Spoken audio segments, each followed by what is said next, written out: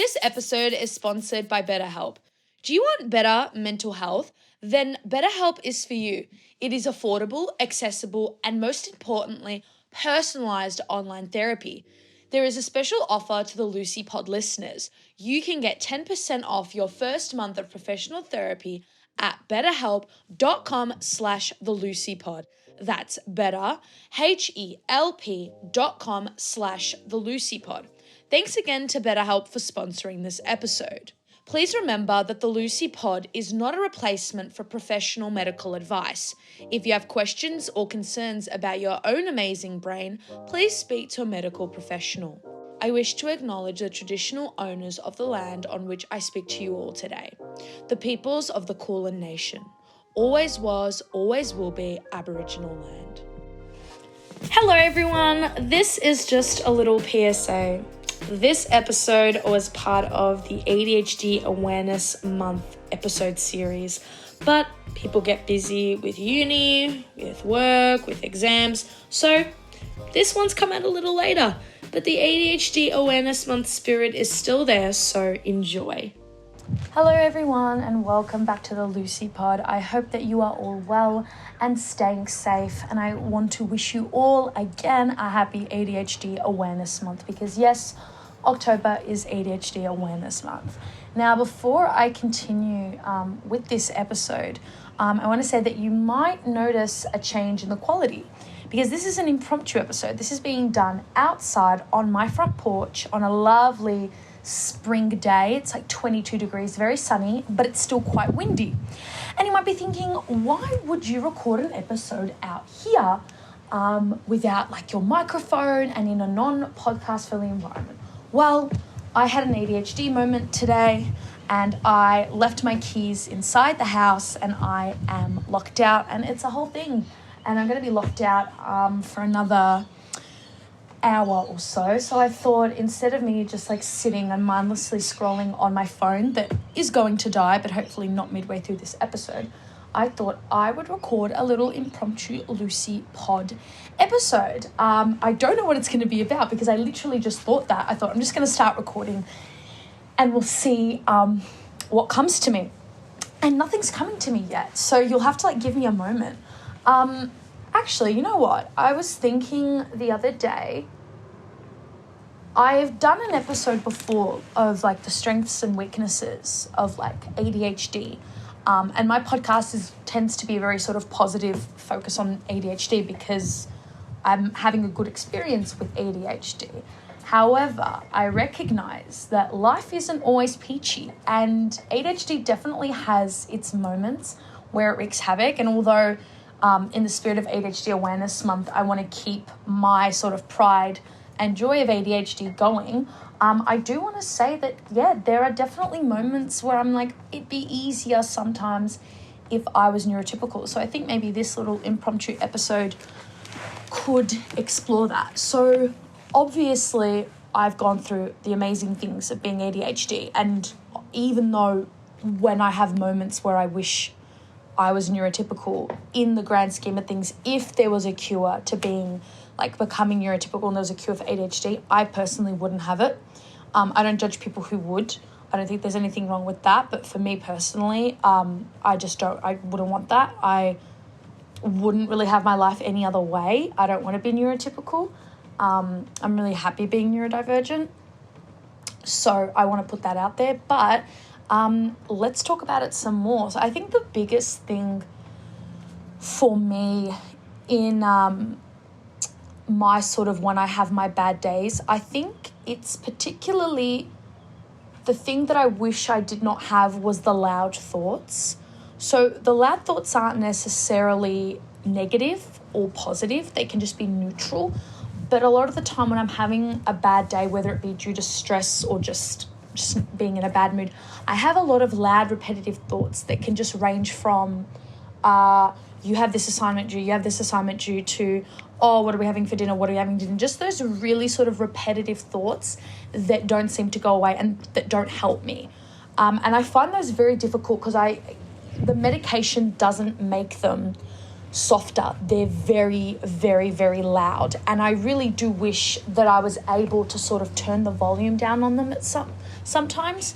I've been told like to meditate on it, but when like I'm going about my day and these thoughts appear when I'm at work or when I'm in public, like I'm not going to just take a moment to meditate. There's too much going on. So I do find that really difficult. I don't know if I'd call that a sensory overload, but I would say it's like the core sort of thing that I would use in the analogy, and that it's, you know, my brain is a beautiful computer that's got, you know, amazing apps. It's able to run smoothly and all of that, but there's a million tabs open. And so that's what it feels like. And the a million tabs open is not helpful. That's not fun or charming. It doesn't make me more creative. It makes it more stressful. And it makes it hard to think about anything else. And I really don't enjoy those. So like right now, I'm not in a very happy situation. I've locked myself out, and I really wanted to get home, get to my computer and be able to write an essay. And I'm not getting to do that at the time that I want it. So now I'm having a repetitive thought of, your essay isn't being worked on time. Your essay isn't being worked on time. You're wasting your time. You're wasting your time. You're wasting your time. And this thought does nothing. It just aggravates, upsets, and distresses me. But for some reason, I think that by sort of having these repetitive thoughts, it'll change the outcome. But it doesn't. It's still the same. Like, I'm not getting back into the house. I'm not going to have more time. That's just the way it is. But it can get a lot. And then when I've got another sort of external thing going on, like someone's talking to me while this is happening, I can get quite snappy. So when I'm in those states of repetitive thoughts, and my parents innocently ask me a question like, "Oh, did you see that?" or "Can you put that away?" I'm like, "Whoa, like, why are you asking me that?" But the thing is, I don't realize that I forget that they don't see what's going on in my head. So how are they meant to know we're not to ask Lucy a question right now because she's having a moment? So I get like offended. I go, my God, like I'm going through a lot right now. It's like, yeah, you're going through a lot in your brain. We're not mind readers. We can't see what's going on in your brain. And so that sort of snappiness comes with it. And it's not because I have a naturally snappy disposition. It's just in those moments. It's just in those moments, you know, I've got like someone talking to me and then this and that. And it's like, enough. I can't do this. I really wish I didn't have that. So yeah, right now that repetitive thought about this, you know, my studying for my essay, doing my essay, it's there. And I think recording this episode is actually a good thing because I'm now thinking of another thing. I mean, hopefully. The next thing, don't mind the cars. The next thing I'd want to say that I wish I didn't struggle with my ADHD was my spatial awareness, particularly when it pertains to driving.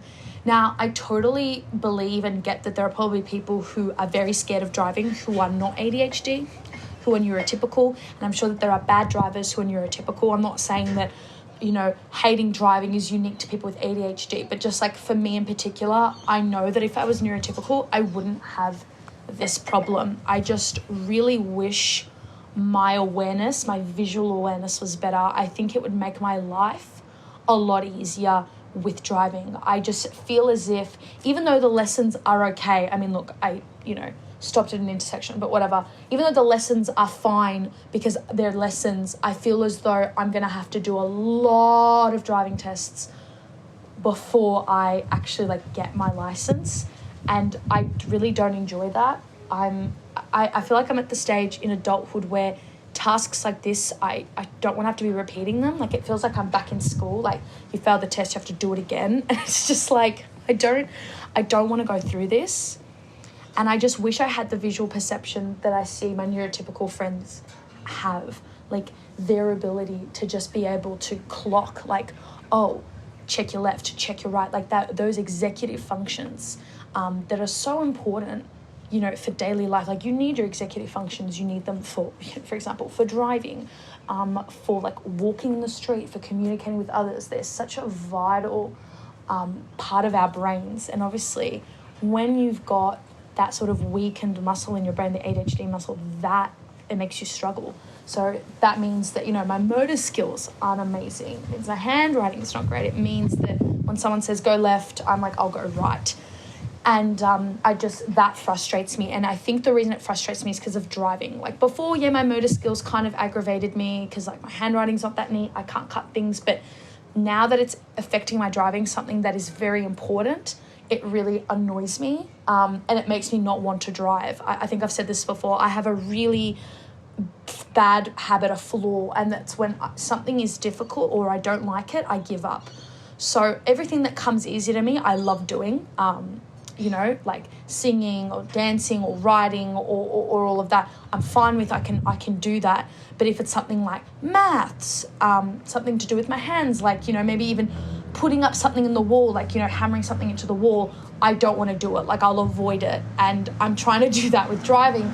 But everyone around me is like, no, you got to drive. And it's like, you don't know because you're a good driver and you have your license and you didn't stop at a freaking intersection. And then they're like, oh, well, I once went through a red light. Yeah, like in the 100 years you've been driving, you went through a red light. I, in my driving lessons, stopped in an intersection because I can't see my left and my right. And so sometimes, a lot of the time, I wish that my executive functions and my sort of spatial awareness were stronger and were better, because it would just make things easier. And I know that that's like an easy way out. I'm sure people wish they could have a lot of things in their life easier, but driving is one of those things that I actually want to be able to do, even though I hate it. And I feel as if my ADHD is going to get it in the way of achieving that, because a lot of the things I've been able to surmount, like, I was told that I was never going to be able to like get a job that involved, counting change or doing numbers. I managed to get through that. I was told I'd never be able to go to uni and cope with exams. I got through that, right? Like it happened. Whereas with driving, I'm told, you're not a good driver, you're going to struggle with driving, and it's turned out to be true. Like I haven't proven it wrong. Like in my lessons, I'm not good. I didn't get in the car on my first lesson and slay it. I've been bad. So that's my sort of like gripe. So maybe it's like this episode is just me and my fears of driving that's all coming out. It's like, I don't like snapping, and, let's just talk about driving. I hate driving. So I just really struggle with that, and a lot of ADHDers do. That perception, that visual awareness is just not there. And it's not because we're dumb or we don't care. It's that when you say left or right, it's confusing. And when I'm driving and I'm like not noticing my side mirror, that's not because I'm not noticing it on purpose. It's because my brain doesn't intentionally, like it doesn't automatically or unconsciously do it. And so that can be very, very, very, very, very aggravating. The next point of things that I would love to not have, I like have the ADHD but not have these things, would be the PMS impact. So I've done a lot of episodes talking about emotional regulation, and I did, I think, like a 2-part or 3-part episode with Lois and Claire, all about like PMS periods and ADHD and OCD and how it impacts it. So obviously a lot of people struggle with PMS. It's not unique to ADHDers. A lot of people with like comorbid conditions or other things, their PMS is like exacerbated. All those things are exacerbated. But for me personally, I find that the loud thoughts and the emotional regulation issues come the most pre-period. So about 2 weeks before, I wish it was like a day before, 2 weeks before, the thoughts start to get loud and the emotions start to become uncontrollable. And I don't know about you neurotypicals, but it's not very nice to feel like you can't control your emotions, or to feel like something is happening to you that you cannot control. And a lot of people are like, well, you can control it. Like, just stop your period. It's not that simple. If, I could do that in a heartbeat with no sort of side effects, I would. I hate having it. To think that when I was younger, I was dying to get it. I wanted it so badly. I really felt like it was a mark of my womanhood, and now I'm like, I'm good. Having long hair is my mark of womanhood. I'm good on the period front. But yeah, I find that really difficult. I find when you're already overstimulated and your brain and chemicals are already ADHD impacted, to then add hormones to that, lovely plane going by, to then add hormones to the equation, it's like, are you kidding me? It's almost as if I feel like ADHD should be exempt from having their periods or experiencing hormones at all. Like, think about you guys when you were just starting with like the hormones kick. I know hormones are always there, but you know, when you reach that age, maybe like 12, 13, when you start to notice your hormones are making you a bit weird, keep that in mind. Imagine then being ADHD. It's like, so first I already feel strange because I'm undiagnosed ADHD, or I just am ADHD. Then you're adding in all these hormones that are going to make me feel even stranger and crazy. And that's what it's like being ADHD. I just feel like we should catch a break. I don't know. I just feel as if we should have like a role. And all the people who are ADHD on that role, the period skips. Like the period fairy goes, okay, yep, no, ADHD, she doesn't get the period. ADHD doesn't get a period. Autistic doesn't get a period. OCD doesn't get the period. Like, I just wish that I didn't have to deal with that on top of it. And people are probably thinking, oh, you're probably not that bad. Like, you just get a bit sooky and you passes. Ask my parents and my partner, and they will say that I'm not a very fun person to be around before my period. I'm usually a very happy-go-lucky, loud, making jokes about me and others person in general. But 2 weeks before my period, it is truly, I am the Antichrist. I am a demon. Think of the worst sort of murderer in a horror movie. Think of, I don't know, Jason, Freddy, Ghostface Killer. That's me. That is me. I call it the Dark Passenger. I think that comes from like Dexter when he gets in like his mood. I become the Dark Passenger. I become another person. This like alter ego of this moody teenager takes over me, and I can't stop it. So I think that if I was neurotypical, I would still have PMS. I'd still struggle with it, but I'd be able to stop the snapping. Like, I would snap and then I'd be able to kind of pull back. The issue with ADHD is there's not, that impulse control isn't really there. So the snapping continues. And the muscle in your brain, I can't remember the acronym for it. I think it's the ALC or the ACL. I think ACL is something in your leg. But the ALC, the brain that is that friend that holds you back and says, don't punch him, you're going to get into trouble. That muscle in your brain is very weakened in ADHD brains. So we don't have that person in the head, that muscle in the brain saying, don't do it, you're going to regret it. It's do it, don't worry about it. And then afterwards you're like, oh, what did I do? I just snapped. Oh. And then the consequences are there, and you have to take responsibility for them because you're an adult and like you can't get away with just saying, I was in a bad mood. So I really do wish that wasn't a thing. I wish that my ADHD didn't impact my PMS as much. I think it would make things a lot easier 2 weeks before my period, because when I'm on my period, I'm at my peak. Yeah, I've got cramps and I don't feel great physically, but mentally it's like, oh, I'm set. Like I can do this, right? You know, I'm a queen. But 2 weeks before, demonic. Absolutely demonic. I don't believe in demons and spirits. I mean, kind of, but I don't believe in demonic like possession or exorcism. But honestly, sometimes I think that crystal bath, those crystals that I have and that like Palo Santo and blessed oil I have, I'm going to do a facial of it. I really do think that sometimes, because it just takes over. And obviously we have to laugh at it and make jokes, because otherwise we'll cry. I'm trying to think of another thing that I don't really like, but I think that's it. I don't like how forgetful I am. That's something I don't like. I don't know if that's an ADHD thing. I'm going to blame it on the ADHD. I am not forgetful when it comes to things that I can see, which means if it's in my field of vision or I can visualize it, like it's in front, I will remember it. But if it is elsewhere, I don't. So like, for example, if my keys had been on my bedside table, I would have seen them, known to put them in my bag. But because out of my own fault, I put them somewhere else, they're not there. So I don't know that they're there. It's a very funny thing. It's not blindness, not time blindness. It's like a sort of visual perception thing. Like if it's not there, I don't remember.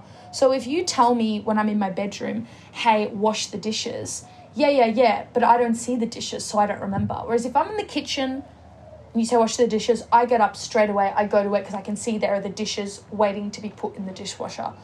But if I'm not there, if the object is not there, if the task is not in front of me, I struggle to remember. That's why I like to write things down, because then they are there for me visually. But I don't always write down that I need my keys. So, I forgot my keys. But it's not too bad. Like, I'm very punctual, like bordering on like a bit, I hate to use the word, but like anal retentive. I'm very on time. I don't forget birthdays. I don't forget names. I'm pretty good. But in terms of like objects or tasks to do at home, I wish I was a bit better at it.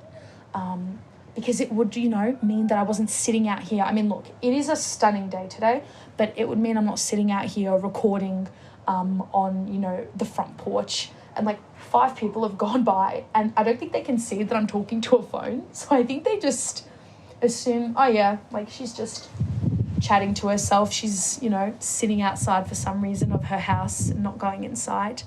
But yeah, I just wish that I remembered things a little better. But other than that, you guys, I really can't think of anything else that I would change. I'll answer this. A lot of people have asked me, like, how do you maintain, like, this positivity, and how are you so, like, positive? And I just want to say that as much as I'm an optimist, I'm also a cynic, and I'm also a massive nihilist.